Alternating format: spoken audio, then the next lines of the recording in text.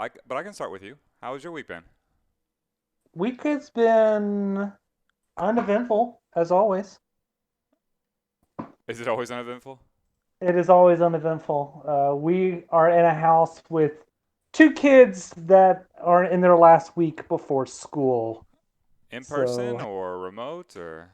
it's going to be remote for the first 2 weeks, Mm-hmm. and then we'll see. I mean, sticking a 7-year-old in front of like a tablet and telling them they have to do WebEx calls for like 6 hours. Oh my Yeah. god. Yeah, that might be problematic, or at least less than productive. Less than productive. When and we are working from home as well, so Mm-hmm. we're a little bit flexible where we're not having to do something continuously all the time. We have that little bit of flexibility, but yeah, it's still got to get your stuff done. Have you played any pinball this week? Aside from my own Metallica, no, I've not ventured out since last week. Have you? Yes. So I get out. Me and Keaton. Actually, Keaton stays here. But no, I've been out. Of course, I go out every day of the week, including today, and I've still been playing Stranger Things pinball. So trying to get that wizard mode, and man, I'm just not quite good enough. Mini wizard mode, yes, I can get it about once a day, but 12 missions and all the other stuff that you have to do to beat a game known as Attack from Mars that is reskinned as Stranger Things. It's it's quite difficult for me. It's weird because I see playthroughs online and they're like, yeah, this is easy, and then they do it, and it's like, man, I don't see myself getting that good anytime soon. Once in a while, yes. Trivial, no.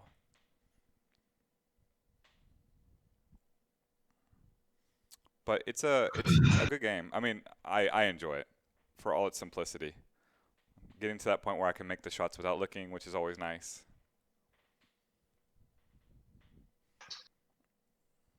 I still gotta get up there and play it. Still haven't played it. How about you, Brennan? Have you played anything this week?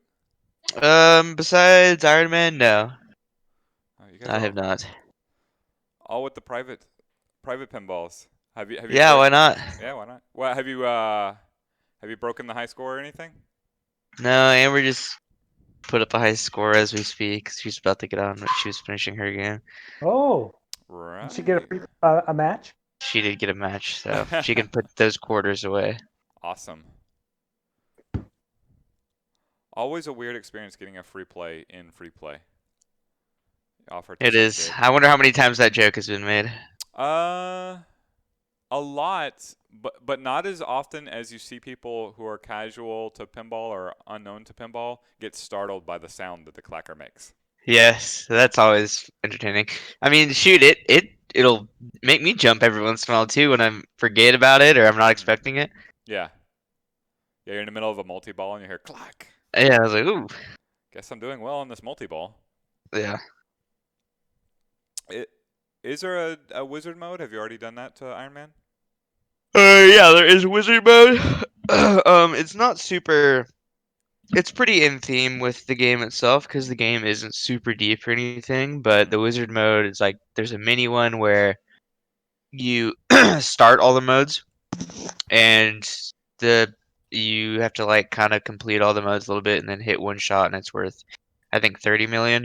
Mm-hmm. And then if you complete all of the modes in one ball, that's like the true wizard mode. It's called uh do or die, and it lights the center for I think like 15 seconds or something, like the one shot straight up the center for 50 million. So that's kind of the wizard mode, I guess, if you want to call it that. Gotcha. Have I'm you done here. all that yet? Sorry, have I what? Have you done all that yet? I've hit do or die once, yes, Gotcha. only once though. Yeah, I was just telling David like I can't imagine getting to the point where some of these players are where the wizard mode is fait accompli, like it's just trivial. Like I just uh, that doing well. Like I can get the mini wizard mode on Stranger Things, but man, just being able to do it whenever I want to, that seems out of reach. Well, yeah, at that point it kind of like sucks a little bit, doesn't it? And it's like, why even play? That's true. That's very true. Although my answer would be because free play has like 40 tables, so I just move on to the next one. For Well, the yeah, next I'm talking challenge. about like if you're like that on a specific table though, Mhm. it's like, why would you ever even bother with that? Yes, yeah. No, the one I really recall is like seeing people do attack from Mars that way, and just be like, okay, this is when you hit this shot, and this is Yeah, how you use this particular mystery at this time to get the wizard mode, and it's like, whoa, that's a level of expertise of which I doubt I will ever get on any one pinball game. yeah. I hope I don't. That would be boring. Amber, how was your game? It was good. I put up the high score. Well, Really? high score number one, not the grand champion. So Oh, you already solidified that one long ago. the grand champion, Uh-huh. no, it's still set at our like default. Really? Yeah, Wait a minute. I think it's like 75 million or something like that, which is It's a insane. lot. Yeah. Wow, Brennan's got the wizard mode and hasn't got the default grand champion score. Well, That's we've the scores got reset since then because like back in March or whatever, they released a code update for this game for some reason. oh, okay. I guess for the remake or the reboot that they came out with. Mhm. So everything got reset, but at one time I was the grand champion. Gotcha, gotcha.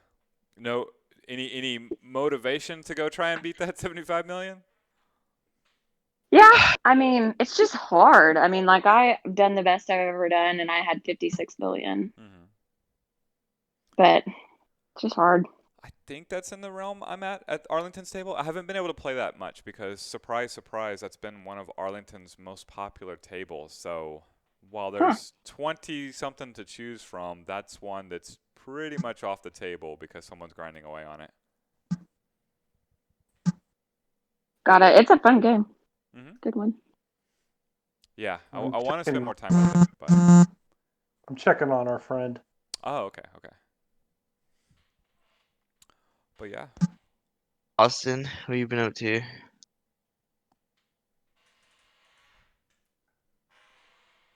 he is there. We can see him. I can There he see is. you. Yeah, I'm out in my shop doing all the ticky tack things that one has to do for corporate America. Gotcha. So Man, I yeah, was hoping you were going to say Olympic weightlifting. I'm out here so that I can crank music while I'm listening to things that I learned 20 years ago in between Olympic weightlifting. Yes. Oh, sweet. At least it's mixed in there. Yeah, it's in there. The multitasking at its best. Yeah, I can't stand to just sit down and read something that I learned, 20 plus years ago. And yeah, you have to tick the box for someone. And so if you want to put me to sleep or, defeat me, that's one way to do it. Yeah, yeah, I hear you. Oh my goodness. Yes, no, I can't. I can't. Someone wants to teach me the basic fundamental rules of like playing Mega Man. I'll collapse in my chair very quickly. Yeah, this would be equivalent to that for Yeah, sure. yeah. How about you? Have you played any pinball this week? Tracy and I played a game not too long ago, so she actually played me in a game of Metallica. We don't play together often, so I don't know if that's true of like your experience, but I don't for whatever reason we rarely will play like a two-player game together. Now my daughter and I will play two-player games together all the time, and I think it's because we're both so limited on the amount of table time we get. So we'll go find another machine somewhere else in the house. Like if one is on a table, someone will go play elsewhere. So that's been our experience, just an observation. So it's actually fun when we do play a quick game together. Gotcha. Yeah. I end up. So at this point, especially after the reopening, like multiplayer games and just being able to interact with other people has taken a high priority for me. So I've played probably more multiplayer games since June 12th than I could ever recall. That and also we've all been playing the same machines, Stranger Things, or someone will come over there to Jurassic Park and play a game with me. So I've been doing more multiplayer games than ever, but yeah, I do feel bad whenever I have a nice long run and I have to go wake up my player 3. Yes. Hmm. In fact, if Stranger Things were any easier, if it were, say, Lord of the Rings, which is this one right here, there's no way I would want to play multiplayer on that one. It'll take forever. Oh my goodness, yes. I still love Lord of the Rings. I know people will say it's not a true pinball game because the shots are so easy, but I just love it, and it's probably because the ties to the IP. Hmm. There's a lot of things where you kind of fall in love with it because of the IP. Totally I do understand. think it's a beautiful table. If I get an opportunity to own one day, probably will. I agree with you. It is a beautiful table. I mean, I enjoy the IP as well. It covers the 3 Lord of the Rings movies and covers it well with like the voice acting and the art, and like it has everything I would want from a game that is with that IP. It has. It is easy, and at that point, like it has those infinitely long games that it drives me away from the game ultimately. But I do enjoy that game. Yeah, for sure. Did you I don't know, are there any pinball related news or events this week? I really don't have my ear to the ground on pinball. Just because I have so much stuff going on. I have not heard any Are pinball related. are companies like are they continuing to develop in this stuff? I mean, I know we had Hot Wheels released by American Pinball not too long ago. Have they like delayed manufacturing? Are they still going about their business? What's happening in the pinball world? Like not competitively, but as far as like manufacturers. It's pretty much I'd say on par with what you would expect.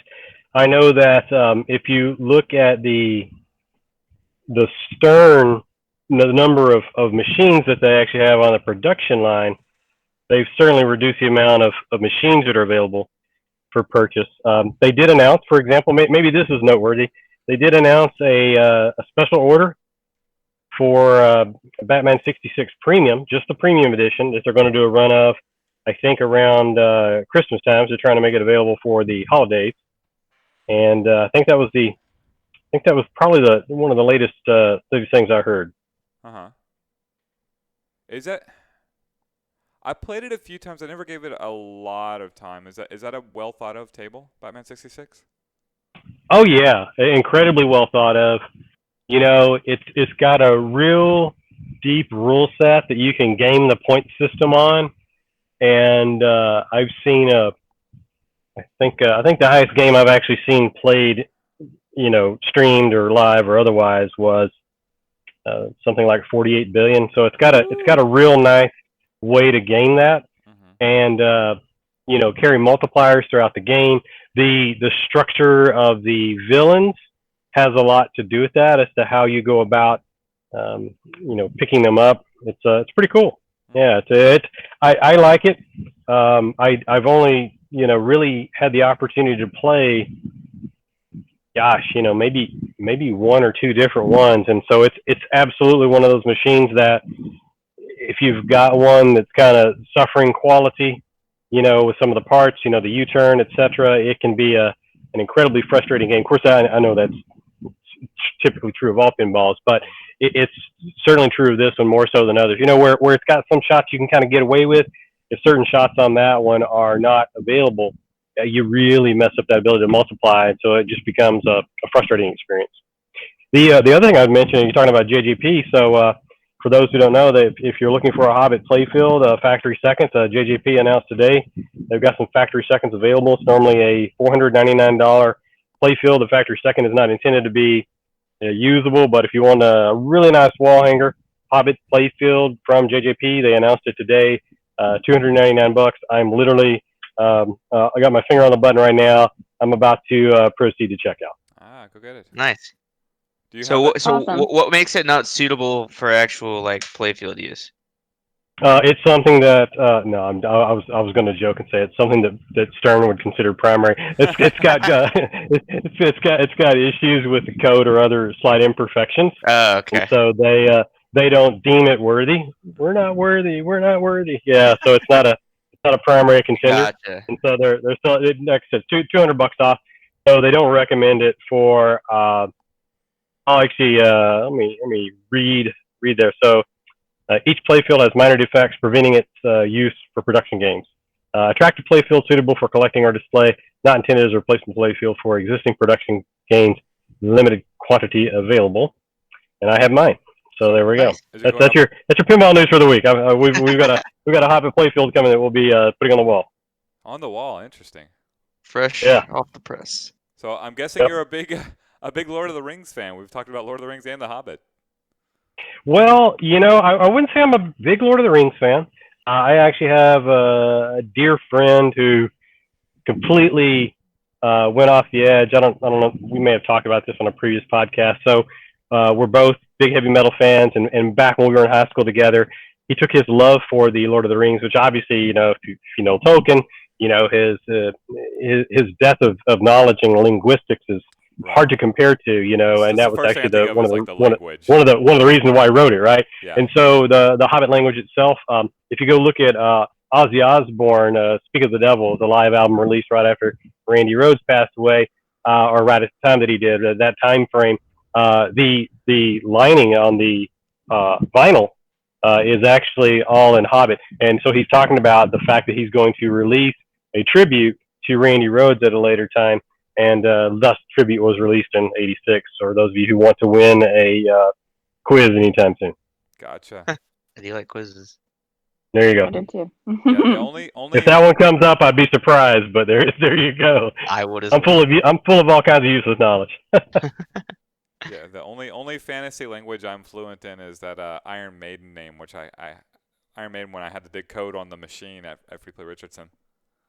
And There you go. and Fort Worth. It has the same like coded Iron Maiden language that with the same message on both machines. Oh, with like the hieroglyphs or whatever. Yes, yeah. If you look on the bottom right panel, instead of saying how much balls cost or games cost, it just has a bunch of hieroglyphs, and there is a message there. And if you want the key, I went with the supposition that the 6-letter word was Palmer, and I was correct. Interesting. Mm-hmm. That clears a lot of things up. It would be Palmer related. Yes, yeah. When we got it, like the first thing that happened was they put a scroll on it that says, "This one's for you, Palmer." That's cool. Well, it basically has been his since it got there. It's kind of you know where to find him. Pretty much. He's either in the chat or he's playing that machine or both. Yeah. Or in Tennessee.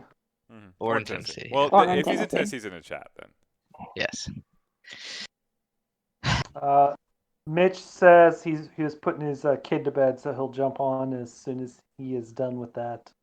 The joys of Not a big Hyperkill. deal. I mean, do you want to kind of give some background here? So I don't know who this guy is, and we're talking about custom machines. Is that right?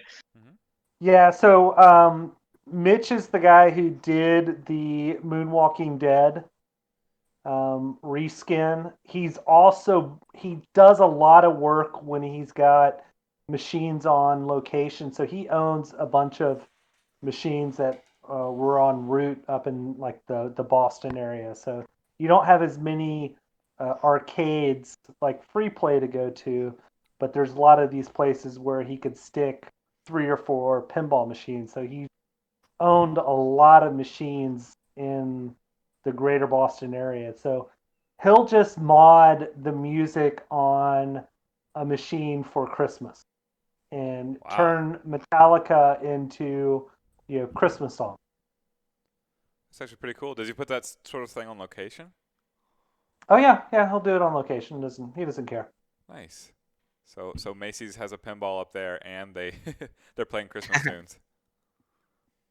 So I can dig it. just talk a little bit about that, and I want to segue and to figure out like what would be the 10 worst songs. When I say worst, I actually mean the best songs that you could put on Metallica, substituting out the Metallica music. Oh, but do they have to be Metallica songs or just any songs? Oh no, I mean like number 1 on my list is "Barbie Girl" by Aqua. I mean, you could probably have that combination of playing Metallica and hearing Barbie Girl at Free Play Arlington this Friday. Because I know Mike is DJing, so look out below. The type of what would be the songs that you would put on a Metallica machine that would make every single person just go, "What the heck am I playing?" I mean, pretty much everything that's not metal would sound pretty weird, I would guess. Yeah. I'm trying to think. I would like my first thought is like some country tunes, but honestly, like I've heard some country influences on some later Metallica things, or at least. No, you put on my list is "Achy Breaky Heart." Right, that makes sense. That would just make you go insane. What was that? They're Coming to Take Me Away song. Man, that song just made me insane no matter what. Do you recall that from the 80s? I'm unfamiliar. You guys are too young. I am unfamiliar. Sorry. It is a dance song. Napoleon, something about Napoleon? Maybe. Or, yeah. No. It is a song from the 80s, I'm sure. There we go. It is. Yes, you're correct. By Napoleon 14. They're Coming to Take Me Away, haha. Yes. Nice. You get 100 points. Nice. Yeah, that song terrorized me when I was a little kid, and they would play it on the radio all the time. So that would send me into a conniption fit if like if you activated the what's the mini wizard when you get the song going. It starts out with Break it up. yeah, it starts out with an Inner Sandman, and then you hit the right scoop, and suddenly They're Coming to Take Me Away, haha, plays, and I'm done. I'm moving on to Iron Man or Street Fighter or just taking a cold shower somewhere. The other two that I have on here that I'm leaning towards putting on, "Careless Whisper" by Wham. That just sounds like a good idea to me. That does sound like a good idea. And "Wannabe" by the Spice Girls. Oh yeah, that's a good one. That's my jam. That would be the most like far away from Metallica you could possibly get is "Wannabe." Basically. And Barbie was good though. They're all good. I'd say you got a good list going. I don't want to spoil all the Moonwalking Dead talk. What was it called? Oh, yeah. So did y'all? I think it's been there both years that I've gone. The Spinal Tap re-theme of I don't know what the original game was. I'm trying to find it. It's been at TPF for the past 2 years though. Anybody familiar? I haven't played that one. The only band related reskin I can recall playing at TPF was the Beatles. The Beatles one I played last year. The Beatles was fun. I liked that game a lot. I like it too, and it gets a lot of crap for being a reskin, but it's a reskin of a game that came out well before I was born, and I don't hear talked about a whole lot. What's it called? Sea Witch. So Yep. I don't really think it matters that much, to be honest. Is it a fun game? I think it is, so I don't see why it's a big deal. But I've barely played it. I only played it at TPF. That was it. So really, it's a little simple. As an older game would be, I would assume. Yeah, but I think that's kind of the idea, and there's beauty in simplicity. I still think they would have improved the reception, and I'm a big Beatles fan as well. I think it would have improved the reception if they had shifted away from that earlier Beatles kind of theme and feel, the early '60s, to kind of the later stuff. I mean, if they did a theme, after the Beatles had, shall we say, opened their consciousness, then you get into the Revolver era, right? I mean, you get into an album that they couldn't even tour musically because it was so produced. I mean, it was basically the London symphony orchestra that did all the music on that. I mean, Paul didn't even play bass on it, right? There's another trivia question.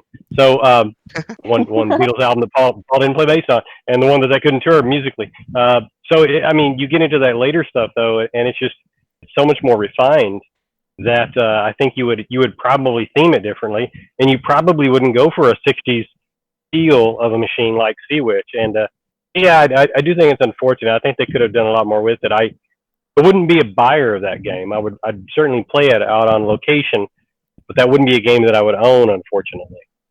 I would have known it based upon the price points that they did it at. Man, I figure anything You Beatles related is you gonna be you mean you don't want ridiculous. a $10,000 Sea Witch? Oh my goodness. Yeah.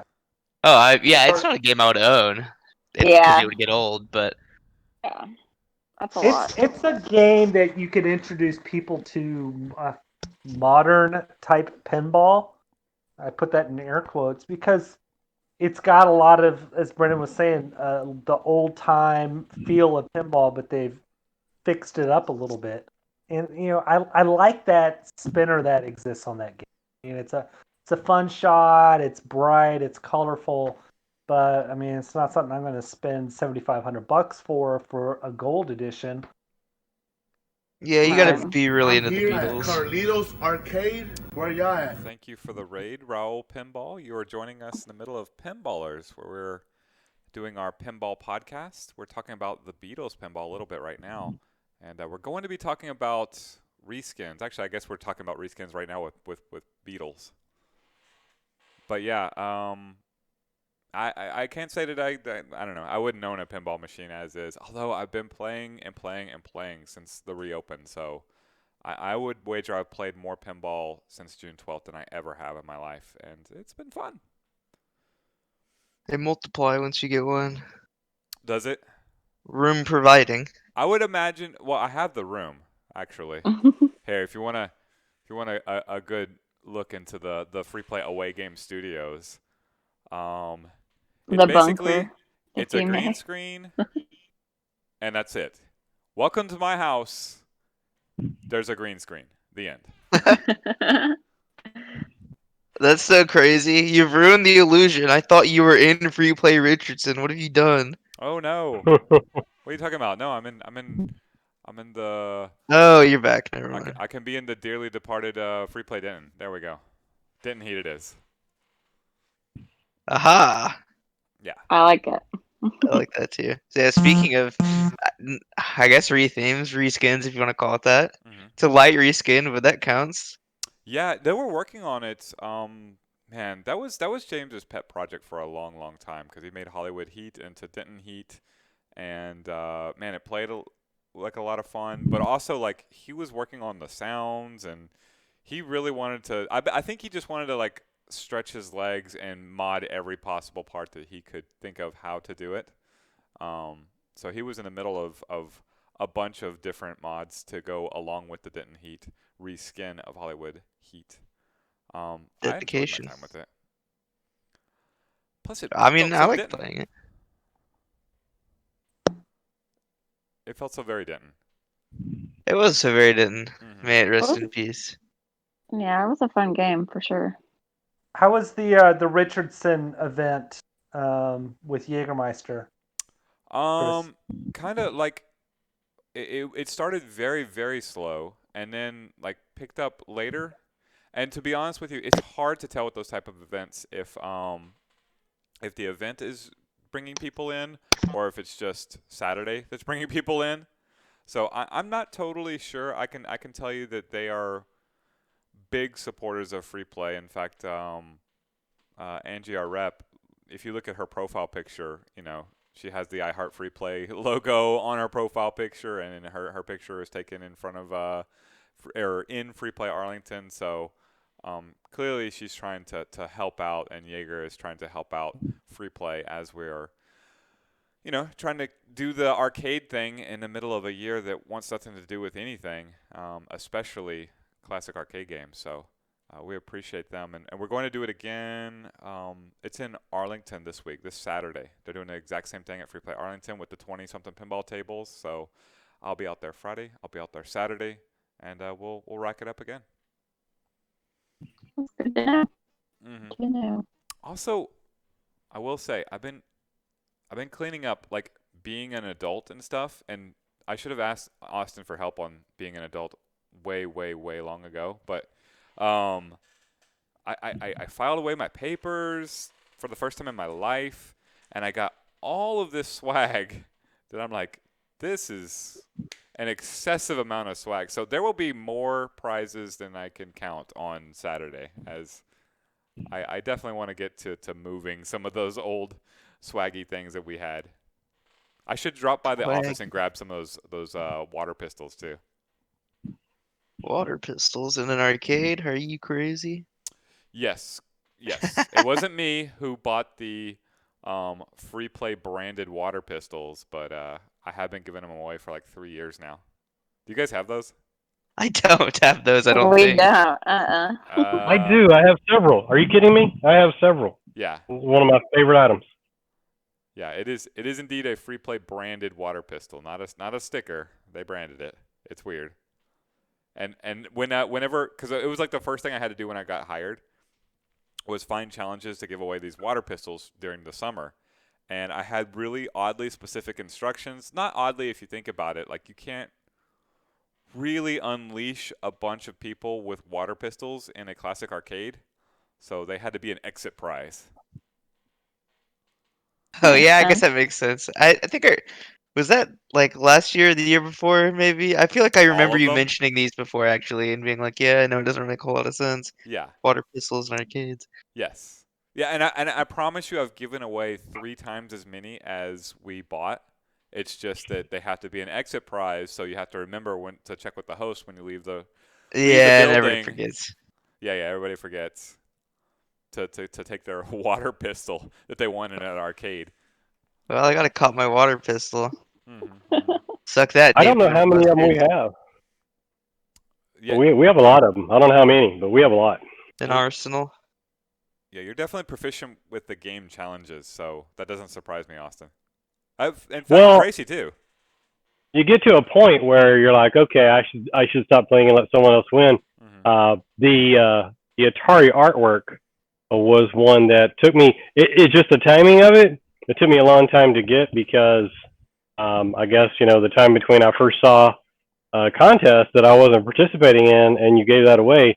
It seemed like it was probably a year or two later before that came around. You're like, I'm sure you've already got this. I said, no, I don't. That's actually why I'm playing to get that. That's that actually might be my favorite swag giveaway we've ever had is the Art of Atari book, the posters and everything. It's so well done. Yep. David, you said your guest is coming on as soon as he gets with putting the little one away. Oh, I think you may be talking to him now. Yeah, I'm curious to see if he does like his own custom sound setup. I know the pin that he has referred to, right, where they did a re-theme of Walking Dead into Michael Jackson's Thriller.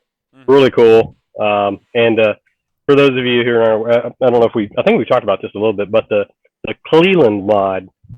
There's a Cleveland sound mod. Been on Pinside for a long time. Probably one of the more famous games where the Cleveland sound mod came into play, and they do it on a lot of different machines, Guardians of the Galaxy and what have you. But Walking Dead was I think one of the first where he did a full-on sound replacement, and so yeah, you can go through and you can use that, and you can actually replace it with any sounds that you want. So, like if you look at the file structure, I want to go into this. We'll try to save some of it for the person that comes on, but they're basically looking for like numbered files in certain locations. You could just go in there and replace it with anything. So yeah, you could have a wave file of Barney the Dinosaur replacing Iron Maiden's Rhyme of the Ancient Mariner if you wanted, as an example. There's Austin's nomination for the Metallica list. Yeah. There you go. Barney the dinosaur. Have you been tempted to make one of those mods on one of your machines, Austin? I do have the Cleveland mod on my Walking Dead, and so that's also a reason why if I were to stream it, I'd probably just have to turn the sound off because it is not PG. Right. Yes. Yeah, I know. Ray had me inquire many times about getting that. He thought we had a half version of Walking Dead because he'd seen that one out in the wild so much. Yep. It's a pretty common mod on The Walking Dead because it's so good. I mean, I literally cannot repeat anything it says, but you get the idea of being an adult and the things you've heard, and it's all with the original, voice actors, sounds, if you will. So it's just been modded. It's pretty sweet.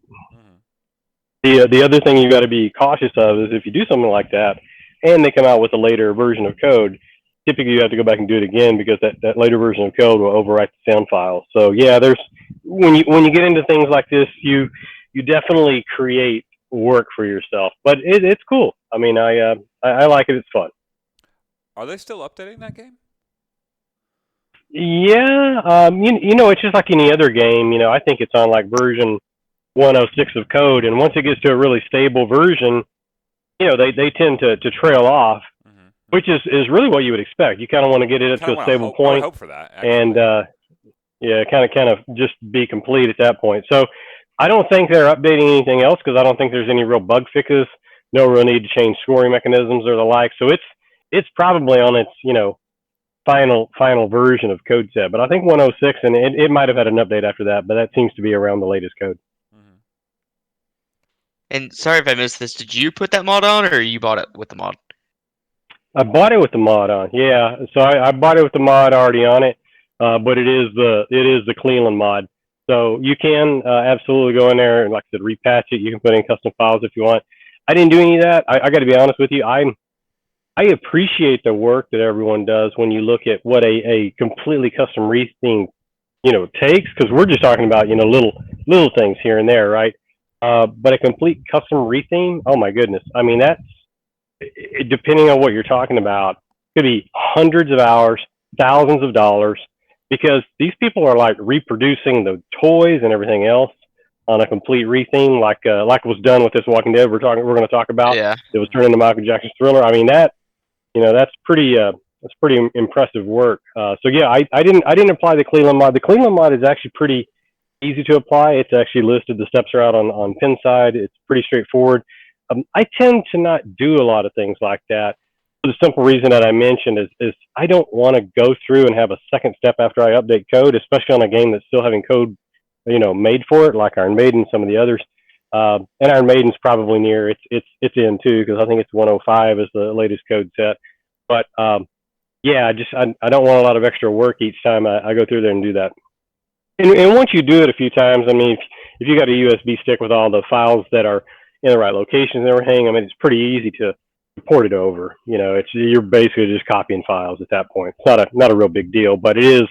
At the end of the day, I guess what I'm saying is I don't want to spend my life maintaining the machines. I want to play the machines, and that's also that's probably true of a lot of people. I do enjoy working on them, but at the same time, I kind of want to minimize that. Yeah, I feel like my modding career ended with me putting all of my coworkers in The Sims. Yeah, that's I mean, even that's hours of work. So Yes. Well, The Sims 1, so yeah, it was less, still hours of work. Yes, Sims 1 was the best. Although having a community group themed pinball table does sound interesting. Yes, it does. All the different ways we could slam the Michael Beltran toy in the face with a ball. There you go. That sounds like a good idea. Just swap Rudy out. Ooh, there you go. A 3D Michael Beltran for replacing Rudy in Funhouse. There you go. I like it. All right, we're on. Yeah, who's got a 3D printer? Camber has like 5 or 7 of them. It's absurd. I've been over to the Kirchmeier Hot Wheels facilities, and yeah, they definitely have enough 3D printers for dang near anything. So yeah, we could do that. That would definitely be something we could do. Although I don't know whether I want to give up a fun house for that. I like Denton Heat's reskin because I don't miss Hollywood Heat. Like, it's nothing about that I'm gonna miss. Yeah, it's not exactly a time-tested classic that you're altering. No, no. But maybe if I found like a No Fear or something like that, or one of those early '90s pinball tables that had me shrugging and confused, and they looked like they were like backup artwork from a tattoo artist. There's plenty of worthy candidates out there. Mm-hmm. David, any updates, or should we just go ahead and Yeah. proceed? No update. So if we could proceed, and if he jumps on, he jumps on. If not, see if we can get him again some other time. Well, Yeah, life goes on. I can bring up the site here. Let's see. Here it is. So we're talking about the Moonwalking Dead. And have you played this machine, David? I have. Yeah. Nice. Well, tell us your perspective of it. He changed. He put thriller music on it.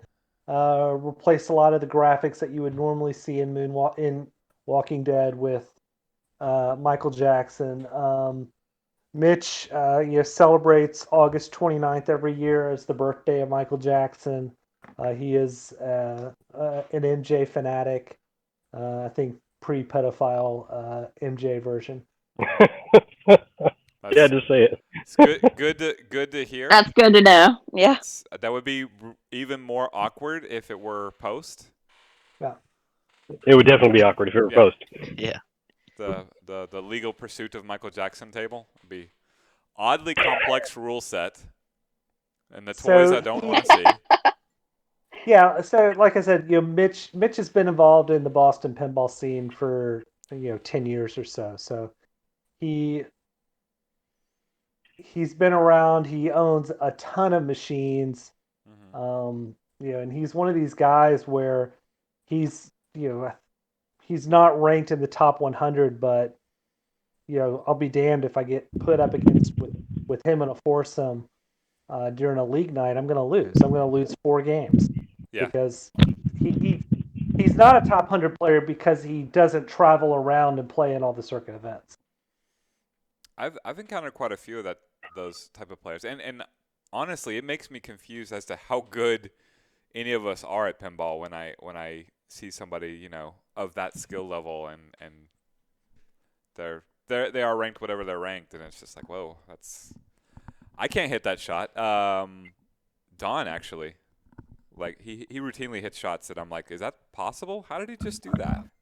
Yeah, he's crazy. Yeah, I mean, Don, Ken, Kevin, if they were to play in more bigger tournaments, they would obviously be ranked high.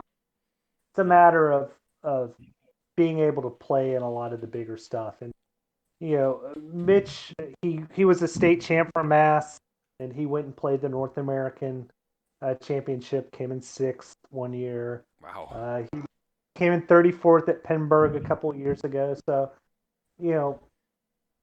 and he gets that way because he's playing all the time. He's playing in New England Pinball League. He's playing against tough people every week in that league.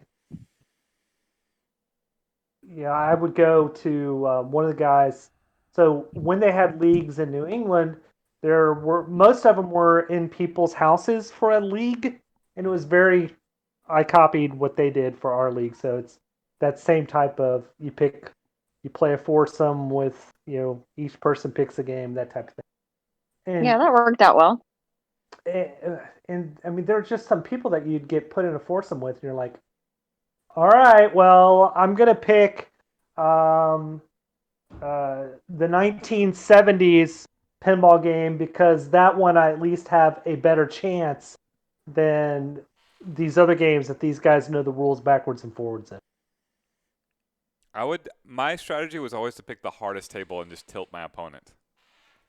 If they can get frustrated because the ball is rocketing towards their flippers to start the game, Star Wars, then That's why I always pick Star Wars. Yeah. So that was always my strategy. Plus, I could get out of there early and enjoy watching, David and Chris go at it at who knows whatever pinball they're picking, Tron Legacy or something, just going on and on and on and on. That is true. There is that. I hate that Star Wars game, I, especially when they turn off the ball save. yes, that particular one, I've told them like you can turn it back on. Like it's so unfair because it's shooting it at the center of your flippers, like to start the game with no ball save. Like this one probably needs it. I'm not I'm not I'm not upset if you turn that one on and make the games last a cool 90 seconds as opposed to less. It's actually Matt's favorite, so shout outs to Matt out at Free Play Arlington. I mean, I like it. It's I don't know. If you can get past the plunging of the ball, it's just so fast, and I like the modes. I don't know. I like it, but I can definitely see why it is not a fan favorite or anything. I liked it when I first played it. I would like to see the Death Star blow up when I play it, and the thing that ultimately like frustrated me with it is just like the multiplier system, the action button, how you use it. It's unique, but it's also complex in a way in which I still don't understand and don't really desire to. Yeah, I don't either. I never mess with it, to be honest. Mm-hmm. Just unless I'm mashing TIE fighters. Right. Yeah, that sequence was fine. Yeah. By the way, I hope he comes on. I hope Mitch comes on because I really wanted to ask how he made that Michael Jackson toy because that thing is phenomenal. It is. It looks like a. I don't know. I'm guessing he had that custom made or made it himself, but it looks really, really legit. It looks much better than the was it the Well Walker that you're Yep. normally Yeah. smashing into? Yeah. That thing's ugly. Yeah, it's super ugly. I mean, that's kind of like it is what it is, Right. ugly. But yeah, we got the fully custom painted figure of Michael Jackson as a zombie here doing the creep dance. I like it. And the back glass, is there a shot of that? There is. Yeah, I can get up here. That's a good one. Hey, let me see. I can bring this in here.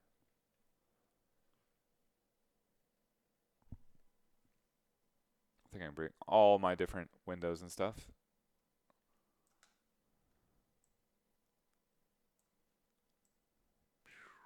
It's about as big as I can make that. Yeah, now clearly a lot of love went into this machine. Yeah, that's really cool though. Wonder if that's a stock shot from Moonwalker or sorry, Thriller album. Thriller. Yes. Thriller. Sorry. Yep. Yeah, I wonder if it's a stock shot from that or because if I'm making any kind of zombie anything, then it's all of my friends in zombie makeup, which I assume that's what Romero did all the time too. So I think it's interesting. Like this is obviously like super impressive, and I couldn't imagine tackling something even half this hard. There is a lot of original Walking Dead still sort of left with it. He didn't have to do too much to get it to be to where you're like, oh, this is a Michael Jackson themed pin. But obviously, if you look, they still have like all the modes are the same, like the tunnel and the crossbow and the fish tank, and it still says like Walking Dead behind.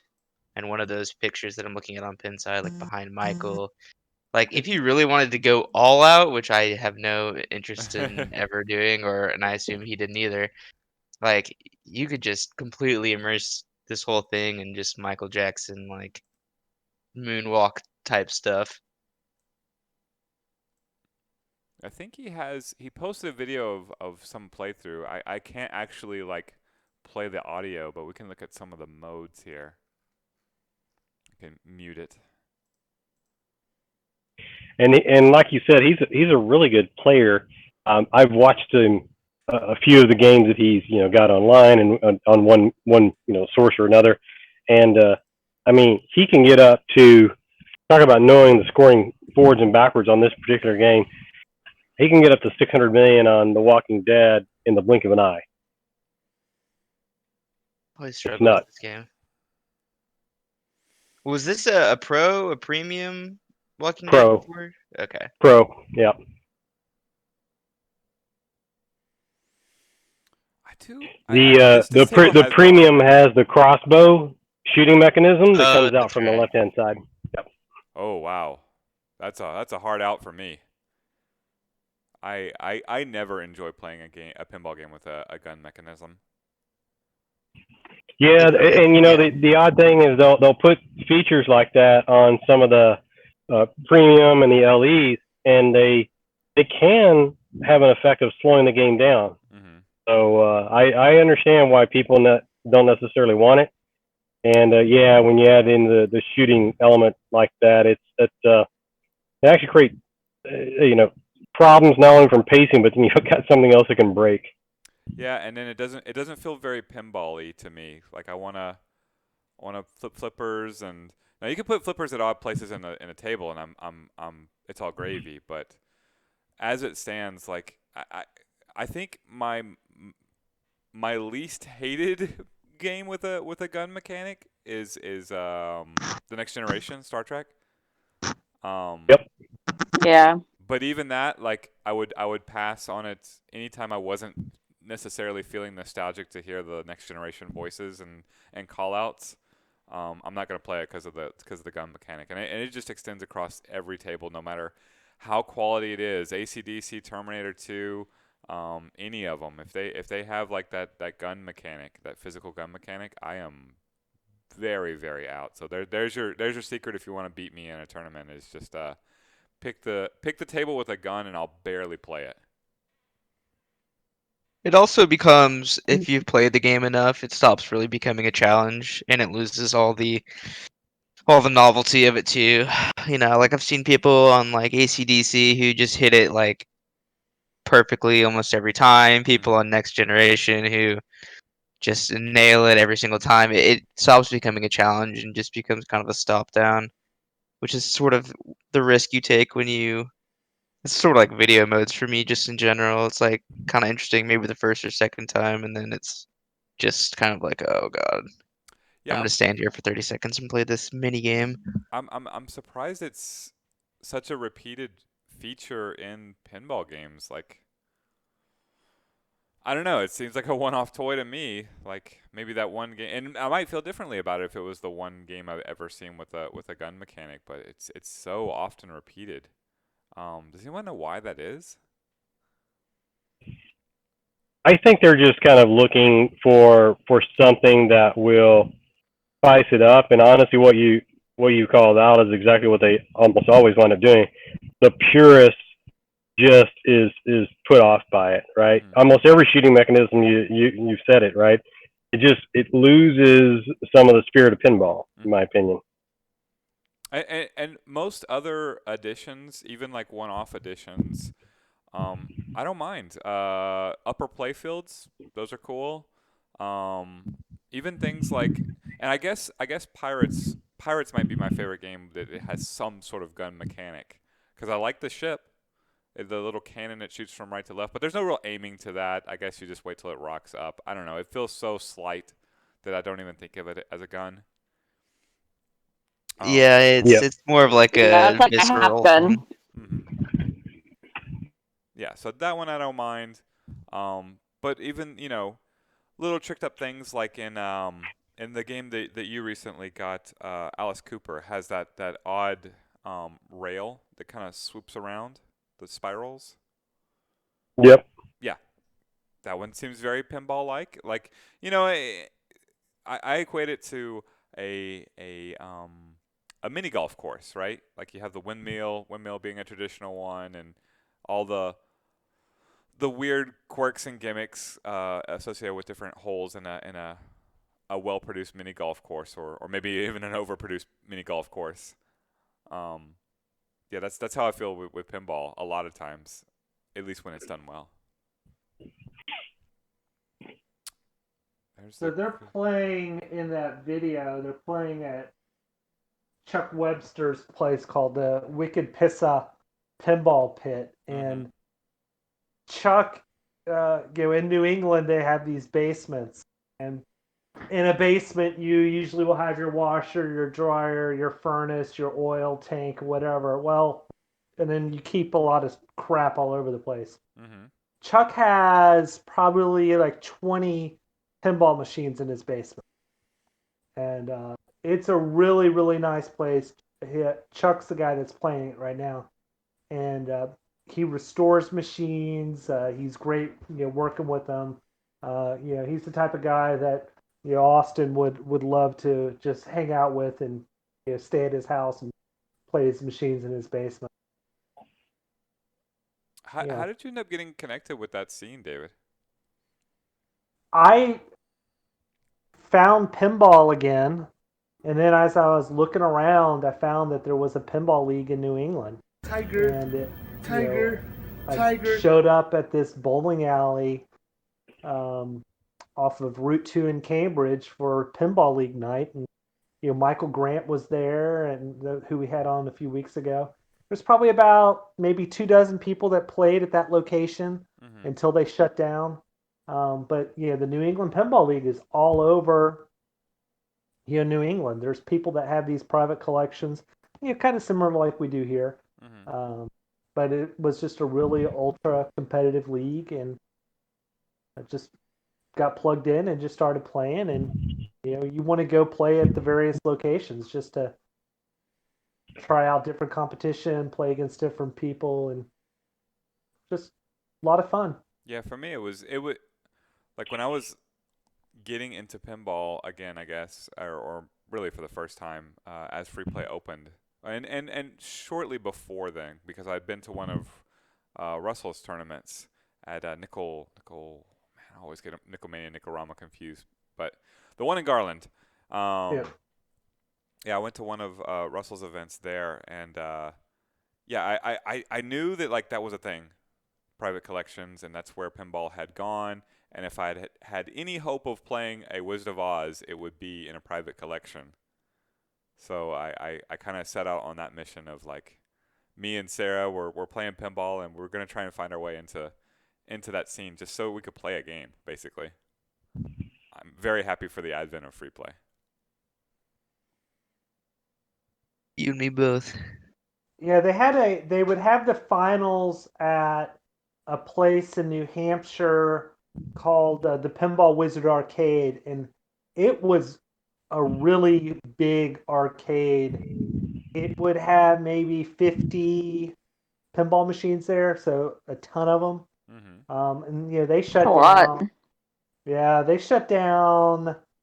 Maybe about 2 years ago is when they closed that location.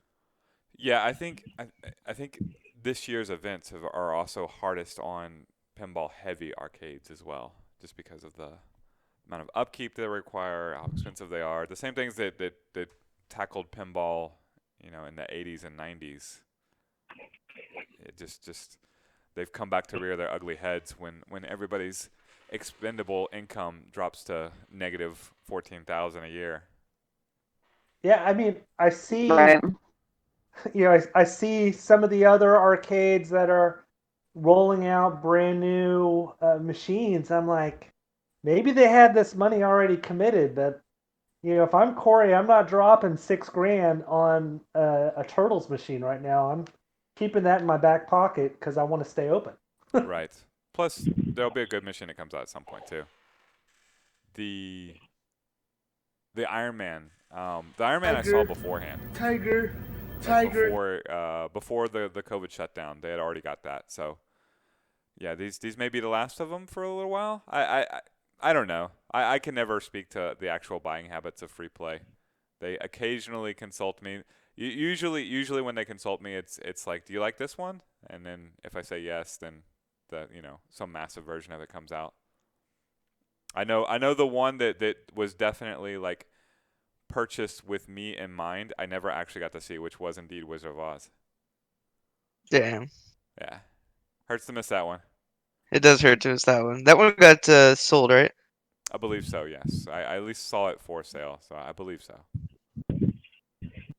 Speaking of Batman 66, I saw that one was on the to sell list on Facebook this week. Not sure if that ever happened or not, but Yeah, they had a deal secured on that one at one point, and then I think it fell through. Person never picked it up. It was like a couple of pins in trade or something like that. I think Corey posted.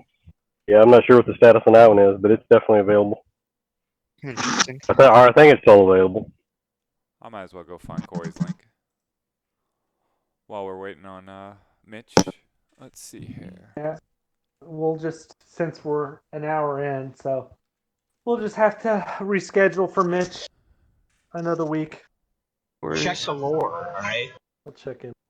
Thank you for Yeah, the no follow, worries. Knight Rider. But yeah, he's going through a few of them.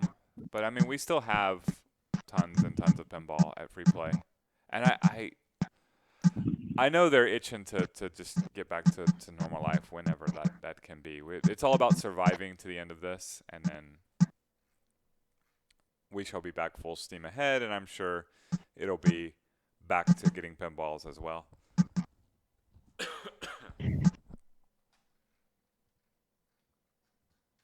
Who's the It's all guest for about- match game tonight?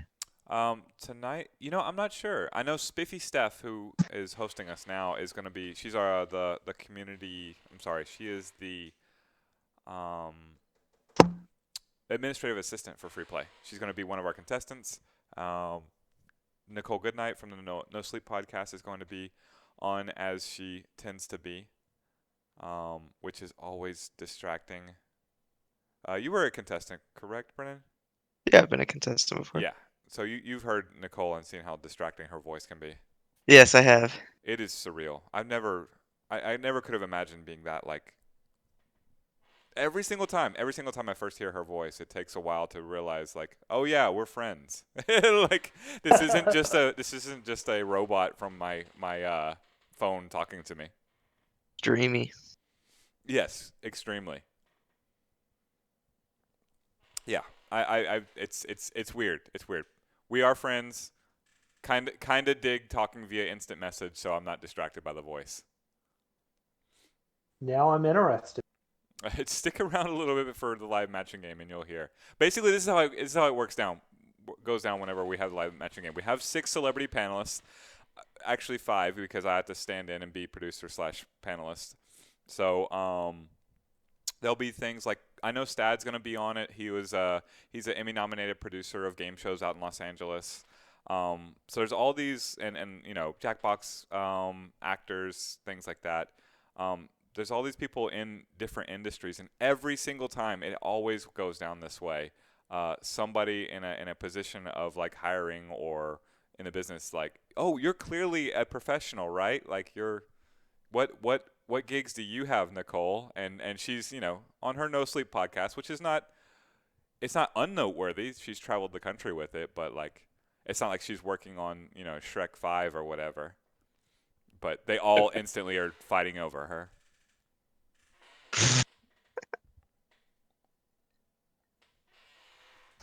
It's the total opposite of when we trot out Michael Beltran and everybody says, "Why are you famous?"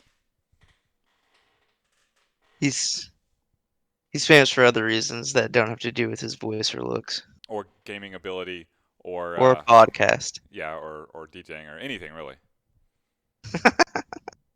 It's a valid question. Yeah. He can get you shoes. I mean, that's pretty good, I guess. It's a nice trick. Yeah, I guess. Do we want to try? Okay, so I need to take a week off. I have an event next Thursday, a prototype event. So I will need this time next Thursday. So I'm going to take a week off of the live matching game. I hope we're doing a beta test on a modern fighting event at Free Play Arlington to give them a chance to open up again if it all goes well. Right. So I gotta be out there. Say modern fighting event. Are we talking like real, like, cage fighting? Oh no, that would be interesting. No, I'm talking like Tekken That's a pivot. 7, Dragon Ball Fighter Z, things like that. Like the fighting games that are still actively supported by their developers, as opposed to Street Fighter 2, which Capcom really would like you to play an inferior version of Street Fighter that they could charge more money for. When's the next patch for Super Turbo? Hopefully never. They keep patching it. I don't understand. It's like, when do they want to like improve the brush strokes on the Mona Lisa? Like, the art's We'll art. get to it. It's done. I know there's imperfections in it. It's done. That's part of the art of it is the imperfections. I don't know. I hear they're shipping out the next patch soon. Right, with another name, Super Mega Mondo Turbo. Yeah, Fighter Super 2. Jumbo Turbo. You can get it for $60 now on Steam. Yeah, Chun-Li is getting nerfed in this one. Yeah, right. Buffed, you mean? I don't even think I've seen a Third Strike. I've never seen a Third Strike major tournament that Chun-Li didn't win. That's true. I hate to hear that. I would hate. I can't play. I've never like. It's that way with every game that I play. Whether it's like sports game, like card games, fighting games, shooters, whatever. I always feel so bad playing the like most popular, most picked, or like most OP champion deck, weapon, character, whatever. I just feel weird about it. Are you a Chun-Li player? No, I'm not. Okay. I play Zangief. That is not the most popular character. That's maybe the opposite of Chun-Li. Yes, definitely maybe the opposite. Although he does the Iron Claw, so he's a winner in my heart. Yeah, I mean, he's a winner, all right, just not, in reality. Have you played the Street Fighter table, pinball table? I have not. That's like on my list, and You can take it I've off. It's mentioned okay. this to Corey at some point. Like, I cannot believe that has never appeared in a free play, because it's a public setting, and based on the theme alone, I'm sure it would get a lot of play. Now, obviously, the game itself sucks, but that's beside the point. Yeah, it's in my experience, it's pretty bad. David Austin, you guys ever played the pinball version of Street Fighter? Absolutely. And yeah. Any thoughts? I'll get shot in the wrong crowd. I know for saying this. I would be more likely to play it than I would Street Fighter, the actual no, that's fair enough. arcade game. That's fair enough. But it is a no, game. it's not a great pin at all by any stretch. And so when you see it and you see it for sale, it's definitely not going to be you don't want that to be the only game in your collection. And if it is, you're going to find another game pretty fast. I would sign up for the Stern redo on that IP. They can make it as generic as they want to make it, and they could reskin a table. As long as they don't reskin the Street Fighter table, I'm all about it because that one is among the worst pinball tables I've ever played. It would be cool, though. I mean, you could just slap a new skin on that. I'd be down. Who made that? Uh, That was Data East or Capcom, right? Capcom made games, right? It was a Capcom. It was still Capcom pinball too. Yeah. So just like Big Bang Bar, right? They got some titles out there that they're like incredibly well known for, and then they got some that they're is obviously the reason why you don't hear Capcom mentioned in a lot of pinball conversations. I forgot they made pinballs for a second. I was like, wait a minute, it obviously was Capcom. Yeah. I had no idea that they made pinball tables. Okay, if that was their only pinball table ever, then it makes sense. That was their first effort. Maybe when they get to Street Fighter 4 pinball, then they'll have it down. Yeah, any day now. Did they make the Super Mario pinball table? Because those feel similar and are both awful. I want to say that might have been Data East. Let's see. There are so many games made by Data East. Gottlieb? Yeah. Gottlieb, okay. Yeah, I played that one. The sounds were all correct on the Super Mario Brothers one, so at least it was hitting its mark on the motif, but still not one of my favorite tables. Definitely better than the Street Fighter table, which gets best worst in the show. Yeah, I mean, again though, like at free play, like after enough drinks and like I'll play anything, whatever. Sure, it'd be and just to get the little crossover Street Fighter pinball crowd action going, like maybe it would inspire some pinball people to try Street Fighter and vice versa. So I agree. If only the table were better, yeah. I'll tell you just a quick note because I was second guessing what we said. So on the Street Fighter 2, it was actually Gottlieb is credited with the production, but Capcom was involved. So technically, that one is not a Capcom pin. But of Surprised course, about Big Bang Bar most definitely is. So that it honestly, it's one of those oddballs that you have to forgive us for not just rolling off the tongue with that one because it's not a pinball that's talked about frequently. No, definitely not. IP It- only, man. Yeah, It's- definitely. Yeah, for good reason. And yeah, it does. Like I said, I put those two together. They feel very similar, with Super Mario Brothers pinball being slightly better, but using the word better in association with Super Mario Brothers pinball is that feels weird and disingenuous too. It's a low Yeah, bar to hurdle. Oh yeah. And it's kind of good that we're off next week. That actually might be a topic of conversation, and I mean it would be an interesting one to talk about. The number of Data East pins that now have a Stern version, Mhm. a fairly recent Stern version. You think of Jurassic Park, Jurassic Park Data East, right? And the four people who own the Data East version, as soon as they get word that Stern's going to release one, you just see a flood of them coming up for sale. I mean, pins that you wouldn't think of that just kind of crawl the woodworks. And needless to say, their Data East made some really solid pins. I mean, you're I looking like at the some of JP these one. pins that have operated really well for 20 or 30 years, Mhm. but they don't have the advantage of all the current technology, and so they do look dated, especially by comparison. You wouldn't want to put a Data East Jurassic Park next to a Stern Jurassic Park and expect to win any best in show awards, right? Yeah. I don't know. The whole monster eating the pinball thing gets me. The gun, not so much. That mechanic I like. Yeah, the Jurassic Park premiums and LEs where the dinosaur actually eats the ball and tosses it around haphazardly on the table is pretty cool. Mm-hmm. I've yet to play one. In theory, it doesn't sound like something that I would pay for or really like because it sounds like a feature that actually slows down the game, which It I'm does. not crazy It does. about. So Yep. I don't know.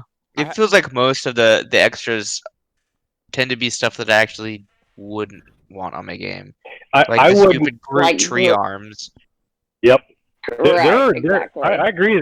There's a lot of those mods that ruin it for me. They look really good, but they ruin the gameplay. Like I'm telling you, the Walking Dead Pro that we have, I would not trade equal money for a higher version Walking Dead that's in the same condition because that Pro, to your point, right? It's so stinking fast. That's the reason why I like it. It makes me Yeah. better at pinball. I don't want any element that slows it down. Now the Iron Maiden that's got the LE, that's got the trap door underneath it, changes the shot layout a bit. Technically speaking, yeah, it slows it down a little bit, but it's not like a Barely. crossbow coming across, and it's also not like a dinosaur grabbing your ball and slinging it around the table haphazardly. It doesn't slow it down that much, and I like the locking mechanism, the feature, the way it works. So for me, it doesn't ruin it the way some of the others do. But yeah, there's some of it. The Groot arms, I don't know how many people I've known that have had premiums and LE Groot, those Groot arms. It's just getting away to the point that they're like trying to sell it. I know at least two premium and or LEs right now in Dallas that have been available for months, and everybody has the word out on it. So like, are you going to buy it and take the Groot arms off of it? Then it looks goofy. Right. Right. And then you have the opposite, like Sword of Chaos, Black Knight, where I can't. There's no upper table on that. Are you kidding me? How did they do that? Right. Right. I don't understand. The Yeah. one that they did put in though, I hate it. It's so cheap and like just like a clear plastic thing that gets all scuffed up and Mm-hmm. like they really like I don't know. That game's not that great. They really like half measured that one. I'm with you. I'm not a big fan of that one. I do like Black Knight and Black Knight 2000, but Sword of Chaos it was okay. It's okay. It's okay. It just I don't know. Not all that for me for sure. Can you guys give me a few minutes? I have a producer's going crazy on my my alternate screen setting up for the live matching game, and I need to go grab my laptop real quick. Sure. I'll be right back. Do it. We can fill the air so that there will not be any dead space. Past that, I have no promises. For sure. Have you been to free play recently? I think on the last podcast we'd mentioned, we'd gone to with the whole family. We went to Richardson. We haven't been since. I've actually been pretty busy at work, and so taking advantage of a game here or there at home has been really great. A couple of places where we like to go are opening up again, so we're trying to spread our love around, if you will, for the small businesses. So we went and a small business that we frequent in Dallas. We actually went out last night and just grabbed a quick bite. Kind of in the same spirit, we go to Free Pay a lot because I know that they're suffering too, if you will. Yeah. So, but we will be there without a doubt. We don't have a date plan yet. If I can get through tomorrow and not be too frustrated because I've got a pretty busy day tomorrow. We might go to one of the spots this weekend. We had actually talked about doing that last week. We had planned to do it last week, go out to Fort Worth and Arlington, and we didn't make it only because I had to go pick up a pinball mod that someone had done for me, and I kind of had to do it then or wait a couple weeks, and I wanted to kind of get it over and done with. And so, long story short is, we had all the intentions to do it, but wound up not doing it. Bummer. Yeah, certainly a bummer. How about y'all? Has anyone been out to Free Play this week or any of the locations? Well, only Richardson. Well, yeah, during the week. No, not really. We haven't been in a while. And I don't really know why. I don't know. Maybe this is just me. The quarantine thing, and it almost like has just zapped my energy. Like it's going to take me a while to get back into my routine, even when things do open back up and get back to normal for the most part. It's just like this has been like my routine for the past 7 months or however long, 6 months. So it's gonna be weird because I used to we used to be there on a weekly, if not every other week basis, and we were hanging out with friends and going out to restaurants or getting a drink somewhere, whatever. And it's just been nothing but just staying at home. And so it's gonna take me a while to like get the social energy back to start doing things on like a regular basis again. I don't know. For me, I would say you're not alone in that. Just to kind of give just a quick reply. I don't think you're alone in that sentiment of it seems like I think that's everyone feels like their energy's kind of sapped this. But Yeah. My sorry, stress level's through the roof with it. But my social energy is actually like I desperately want to see my friends because of everything else that's going on. So I've been out to the arcade, but the thing that's been taken away from me is like I have no desire to go to a restaurant, like none at all. Even in a outside of free, because this happens. I'm sure this will happen Friday and Saturday. Is I'll close down Free Play Arlington 2 a.m. and somebody will say, "Hey, let's go to Waffle House." No, like I'm just Yeah, I don't have an interest in that either. Right, but even like other restaurants, like I have had no desire to go out to eat like at all. Man, I don't know what it is, but I just got a frying pan, and I've actually been cooking for myself, and like it's been a lifestyle change for me. Yeah, same here. I mean, we've been cooking, at home a lot more lately, and it's like you don't really need the restaurant. My favorite meal has become leftovers, and that is no lie. Basically, I know we used to like not finish our leftovers, or we'd have to like throw them out, but like literally nothing goes, nothing gets thrown out anymore. It's like we eat it until it's done. Mm-hmm. It's good enough to have the first night. It's good enough to have the second night. I'm so weird with I don't know that this is weird. I think it is though, because everybody says, "Hey, finish that while it's warm," and I'm thinking, yeah, but I want it later when I can have it in 90 seconds in the microwave. I love the leftovers. Yeah, like it's not like it can never not be warm again. Yeah, I'm looking for recipes for 12, and it's just me and 2 cats in the house, so that I can have Yeah. leftovers whenever I want. A crock pot's good for that. Yes. Need to.